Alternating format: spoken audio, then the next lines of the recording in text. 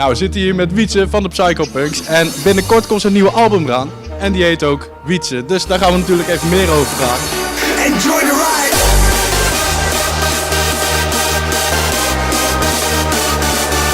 Nou, Wietse, ten eerste welkom. De afgelopen dagen heb je nogal veel in de studio gezeten, heb ik gehoord. Ja, de afgelopen dagen, ik denk de afgelopen 10 maanden. Vanaf juni tot en met nu. Ik heb hem nu net af en dat is wel heel fijn. Ja, hij heet Wietse, misschien niet heel origineel, want ik heet zelf Wietse, maar misschien ook wel juist weer even anders dan de rest. Want ik had hem ook wel Fuck the Fame kunnen noemen of whatever. Maar ja, het is wel een beetje een persoonlijk album. Het heeft veel van mezelf geëist, dus hij heet gewoon Wietse. Ja, ik ben heel blij met hoe mensen reageren op de naam van het album. Ik vind de hoes ook heel fris eruit zien met alle babyfoto's. Je ziet eigenlijk een beetje hoe ik opgegroeid ben van kind tot wie ik nu ben. Tot oude fan van 30 al. Hoe reageren eigenlijk de buitenlanders op de naam Wietse? Ik weet niet of ze het uit kunnen spreken. Wat ik merk nu al bij buitenlandse gigs, sinds ik het album aangekondigd heb, is dat mensen me Wietse gaan noemen. Vroeger noemden ze me altijd Psycho, Psycho, Miss Psycho, Miss Psycho. En nu hoor ik wel vaak van Wietse, Wietse, of Itja, Wietse, of Isa, Itja. Ze proberen in ieder geval hun best te doen. Wat is nou echt de topper van het album?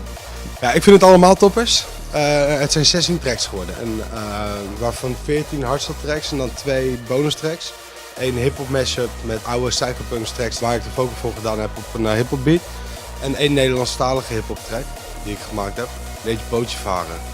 Omdat ik het lekker vind om in mijn vrije tijd af en toe een bootje te varen. En dat is gewoon een leuke track. Natuurlijk heb ik wel misschien een beetje mijn favorietjes. Ik vind Enjoy the Ride heel vet. Ik vind Define God wel heel vet. Het gevoel wat erin zit.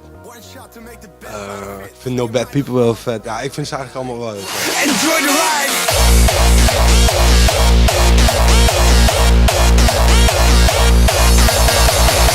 Je zei het net al, je hebt eigenlijk maandenlang in de studio gezeten. Hoe zag een dag ongeveer voor jou in de studio eruit? Ja, het was niet echt een dag, het was meer gewoon een periode.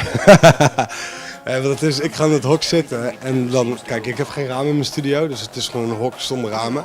Dat wou ik ook niet, want ik ben snel afgeleid en zonder ramen ben ik niet afgeleid. Dus zit ik zeg maar in mijn eigen spaceship. En dan is het gewoon muziek maken en ik raak de tijd kwijt. Ik heb geen horloge. Voordat je het weet zit je 35 uur in de studio. 35 uur? Ja.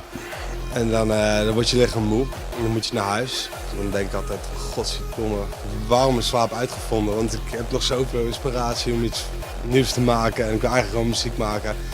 En ik vind slapen dan vrij overrated, zeg maar. Waarmee heb je rekening gehouden bij het maken van het album? Nee, gewoon maken met wat je zelf leuk vindt. Ik heb natuurlijk 9 jaar lang Psychopunks samen met Sven gedaan.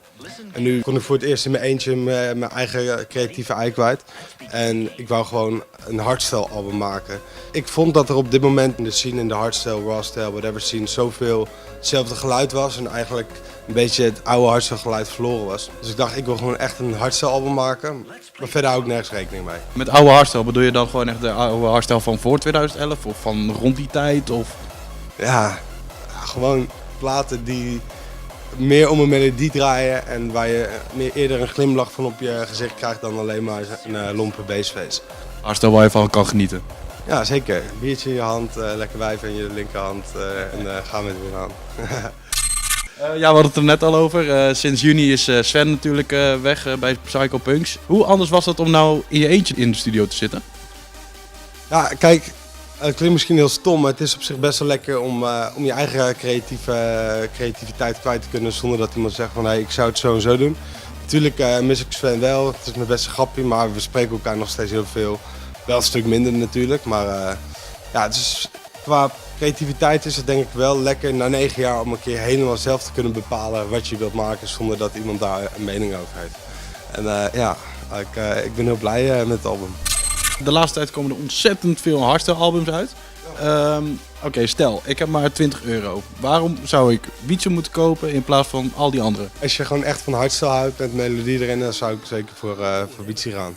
En hij komt de 21ste komt hij uit, hè? 21 april komt hij uit en dan is hij verkrijgbaar en je kan hem nu pre-orderen op psychopunks.com. Hij gaat deze zomer dus sowieso het album Wietse horen waar je ook komt. Ja, als je komt, kom lekker kijken en ja, dan zul je het album Wietse gaan horen. Als ik jou was, zou ik me alvast pre-orderen. Dan kun je hem alvast horen voordat je naar de festivals gaat. Want het is natuurlijk veel leuker als je muziek hoort die je al een beetje kent, dan dat alles gelijk helemaal nieuw is.